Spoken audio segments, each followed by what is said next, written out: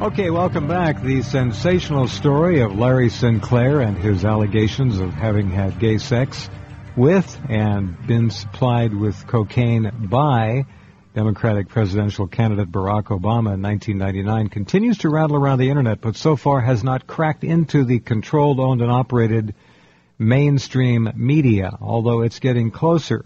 As many of you know, there was a polygraph examination. You've watched the story at Rense.com and elsewhere. Larry has posted his own videos on YouTube about this and has his own website up now. You can click on his name at Rense.com in guests and go there. The latest twists in this alleged polygraph examination are pretty tawdry. The story is grim. It looks more and more like a neocon setup from the beginning, a trap to try to discredit Mr. Sinclair or ruin his reputation, marginalize him, make him go away and vanish. There was money offered. Larry accepted. He went and took a grueling 4-hour polygraph examination, the results of which were released in a very truncated form by whitehouse.com. In point of fact, the examiner, who is supposedly the holder of a Ph.D., but there's some question about that apparently, released 2 questions, which he said indicated deception. No mention of the other 3 hours and 58 minutes of the alleged examination. And the second polygraph expert has released a report on the polygraph test today, and there is, shall we say, a huge inconsistency in it. Anyway, enough of that. Let's say hello to Larry Sinclair and welcome him back and hear his side of the story. Hi, Larry. Thanks for being here tonight. Thank you, Jeff. How you doing? I'm okay. Better than you. You've been through a lot of hell. How tough was that test sitting there for 4 hours? You know, actually, it was the sitting part, and you know, I started to get suspicious because the interviewing part, I mean, it had nothing to do with questions they were going to ask on the polygraph itself. It was more like they were digging for information. You know, they wanted to know who in the media I'd spoken with, what media outlets, what reporters. I mean, you know, it was just a fishing expedition.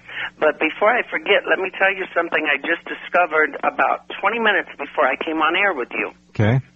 For the first time, I actually sat down and reviewed Edward Gelb, who was the actual polygraph examiner, report. And there's a very interesting section to his report. It's the very last paragraph before he signs off certifying his findings. And that very last sentence states that these findings of his were blind scored, and the blind score is in quotation marks, by an independent expert who has corroborated the findings of the primary examiner. And now this report is dated Friday, February 22nd of 2008. Only problem is Dr. Gordon Barland of Salt Lake City, Utah, who really does hold a Ph.D., had not even received the charts, the report from Gelb, the videotape or anything until Monday, yesterday, the 25th. So I just discovered that Mr. Gelb certified that these findings were, in fact, corroborated by the second expert before the second expert ever even saw the information that he was supposed to be corroborating. So my question now is, why is it that all these people claiming that they've looked at these reports online and are calling me a liar never bothered to look at the statements that Dr. Gelb made on this report?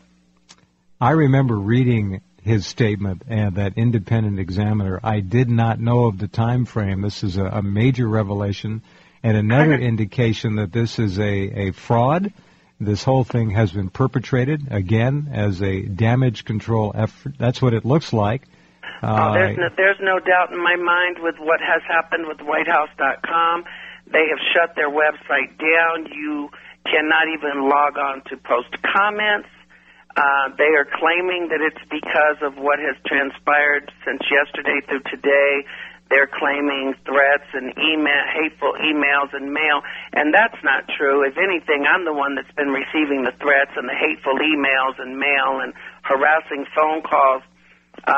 Whitehouse.com was called out on this subject by me yesterday because I had received a phone call at 12:43 a.m. on Monday morning advising me that some conversations had been hacked into and that some discussions between the Axelrod Obama factions and Parisi and WhiteHouse.com. All right, let's stop just for a moment. Two things. One, WhiteHouse.com is still available. However, they are stating quite clearly on their website, we are no longer going to post anything else on Larry Sinclair matter. They didn't even use the article "the" in there. So that's their position, but they're still available online. Now, two... Oh, yeah, but they're not taking comments. No, they won't. That's shut down. You're right. That's gone. Yeah. Okay. David Axelrod, for the people who don't know, is the man who is the chief advisor to the Barack Obama presidential campaign. He's Mr. Big. He's the guy who makes things happen. Okay? That's number one. The owners of WhiteHouse.com are the same people who owned that website when it was a hardcore porn site, and then all of a sudden, for reasons unknown, switched it over to an alleged news site. You might identify those people for us. Yeah, Dan Parisi is the owner of WhiteHouse.com. He did acknowledge to me that it used to be a porn site and that he had switched it over to a real estate site when his son or his child turned 4 and was entering kindergarten. They were issued a cease and desist order by the chief White House counsel during the Clinton years that they were to stop using the White House name, a similarity to the White House seal, and pictures similar to reflecting the president and the first lady on their website. They were an unlocked porn site, meaning that kids were logging into it, into porn, without any type of filtering. Right. But anyway, I actually emailed and called Mr. Parisi all day yesterday before I released anything. Mm-hmm. I had been challenging him on Sunday because he called me on Sunday and said that he had received the reports from Dr. Geld and that he was going to post them, and he wanted to let me know that there was deception indicated. And those are the words he's using. And I said, fine, go ahead and email me the report. And he said, well, I don't actually have the report with me yet. And I said, well, what are you saying? You have the report, but you don't have it. 2 hours later, I continue to email, and finally I get a phone call from his assistant, Robert Braddock, who is from Charlotte, North Carolina. And Mr. Braddock tells me that Mr. Parisi says that they will be faxing me a copy of Geld's report within 15 minutes. Mm-hmm. 3 hours pass and no report, so I call Parisi and Braddock back on their cell phones and ask, did you fax the report?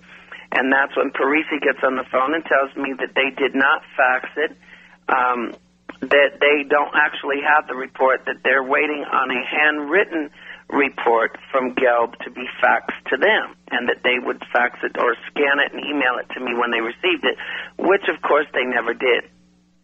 It was after they posted the alleged results from Geld's report on their website and didn't refer to, they said that they had the report, but they were going to wait until tomorrow to post it, meaning Monday. I posted comments on WhiteHouse.com calling them a liar, letting it be known that they had told me flat out they had not received the report, and then they had claimed that they had received a handwritten faxed report, but they were refusing to fax that to me, that they were going to wait until they had received the typed report.